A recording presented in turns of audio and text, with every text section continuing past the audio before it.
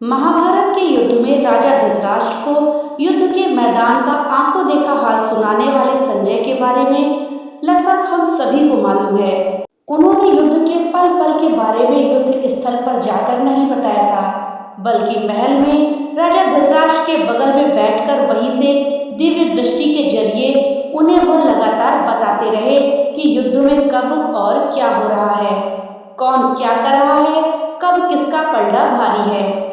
लेकिन क्या आपको मालूम है कि महाभारत के इन कमेंटेटर की दिव्य दृष्टि कब तक बनी रही, कब तक वो धृतराष्ट्र को युद्ध का आंखों देखा हाल सुनाते रहे और बाद में उनका जीवन कैसे गुजरा। आज इस वीडियो में हम इसी विषय में जानेंगे। इस जानकारी के लिए वीडियो में हमारे साथ अंत तक बने रहिएगा, जिससे कि आपको सही और सटीक जानकारी प्राप्त हो पाए। हम लोग हमेशा महाभारत के संजय की चर्चा करते हैं, जिन्हें उस युद्ध का सजीव वर्णन धृतराष्ट्र को सुनाने के लिए विशेष दिव्य दृष्टि मिली थी। आखिर कौन थे संजय? महाभारत से लेकर आज तक वो क्यों अमर हैं? उस युद्ध के बाद उनका क्या हुआ?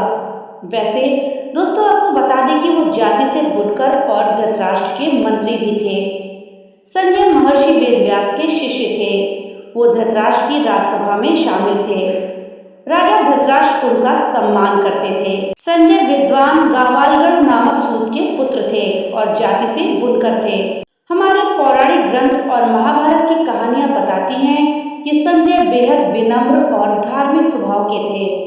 वीडियो में आगे बढ़ने से पहले आपसे एक छोटी सी रिक्वेस्ट है कि अगर अभी तक आपने वीडियो को लाइक नहीं किया है तो कृपया वीडियो को लाइक कर दें और ज़्यादा से ज़्यादा शेयर करें, जिससे कि ये जानकारी अधिकतर लोगों तक पहुंच पाए। और हाँ, अगर चैनल पे पहली बार आए हैं तो कृपया चैनल को सब्सक्राइब कर दें और बेल आइकन दबाना ना भूलें, जिससे कि मेरी वीडियो सबसे पहले आप तक पहुंच सके।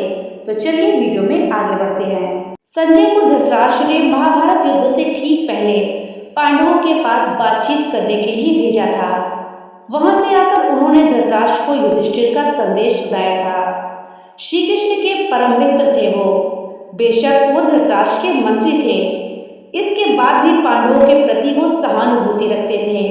वो धृतराष्ट्र और उनके पुत्रों को अधर्म से रोकने के लिए कड़े से कड़े वचन कहने में भी नहीं हिचकते थे। संजय हमेशा राजा को समय समय पर सलाह देते रहते। जब पांडव दूसरी बार जुआ में हारकर 13 साल के लिए वनवास में गए थे तो संजय ने धृतराष्ट्र को चेतावनी दी थी। उन्होंने कहा था कि हे राजन, कुरुवंश का समूल नाश तो पक्का है, लेकिन साथ में निरीह प्रजा भी नाहक ही मारी जाएगी। हालांकि धृतराष्ट्र उनकी स्पष्टवादिता पर अक्सर क्षुब्ध भी हो जाते थे। जब ये पक्का हो गया कि युद्ध को टाला नहीं जा सकता, तब महर्षि वेदव्यास ने संजय को दिव्य दृष्टि प्रदान की, ताकि वो युद्ध क्षेत्र की सारी बातों को महल में ही बैठकर देख ले और उसका हाल धृतराष्ट्र को सुनाए। इसके बाद संजय ने नेत्रहीन धृतराष्ट्र को महाभारत युद्ध का हर अंश सुनाया। ये भी कहा जा सकता है कि वो हमारे देश के सबसे पहले कमेंटेटर थे। संजय के बारे में कहा जाता है कि वो यदा कदा युद्ध में शामिल भी होते थे। युद्ध के बाद महर्षि वेदव्यास की दी हुई दिव्य दृष्टि भी नष्ट हो गई। श्री कृष्ण का विराट स्वरूप जो केवल अर्जुन को ही दिखाई दे रहा था, संजय ने भी उसे दिव्य दृष्टि से देखा था। संजय को दिव्य दृष्टि मिलने का कोई वैज्ञानिक आधार महाभारत या बाद के ग्रंथों में नहीं मिलता है। इसे महर्षि वेदव्यास का चमत्कार ही मान सकते हैं। गीता पर कालांतर में लिखी गई कई टीकाओं में इस विषय पर कोई ठोस समाधान नहीं दिए गए हैं। महाभारत युद्ध करीब खत्म होने की ओर था। कौरव की ओर से ज्यादा बड़े योद्धा मारे जा चुके थे। युद्ध के 18वें दिन जब कौरवों की सेना का फिर बुरी तरह हाल हुआ, पांडव सेना के आक्रमण से वो एक बार में ही खत्म हो गई। जब दुर्योधन ने देखा कि उनकी सहायता करने वाला कोई नहीं रहा, तो वो द्वैपायन के सरोवर में छिप गया। तब भीम ने आकर दुर्योधन को ललकारा।